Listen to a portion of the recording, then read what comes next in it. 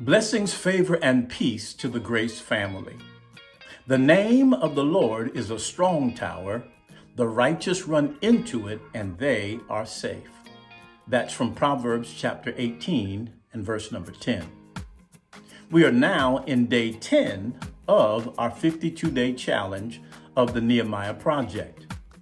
When we look at the story of Nehemiah, there's some interesting terminology that is used that I want to make mention of.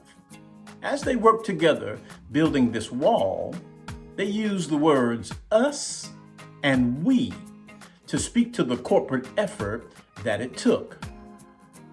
Unity and harmony are vital forces that provokes power to move and change things. It welcomes the Lord into any space, and he responds in the affirmative to our prayers. Psalms 133, verse number 1, and the last portion of verse number 3 says, "Behold, how good and how pleasant it is for brethren to dwell together in unity. For there the Lord commanded the blessing, life forevermore." Our unified fellowship and willingness to work together with our brothers and sisters speaks volumes of our diverse reach and volume of productivity.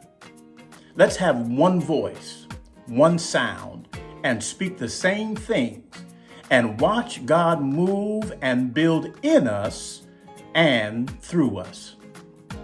Day 10, family. Let's make it happen one day at a time. The day awaits your input and your impact.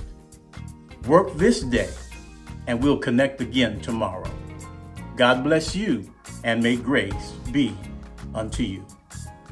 Have an amazing day.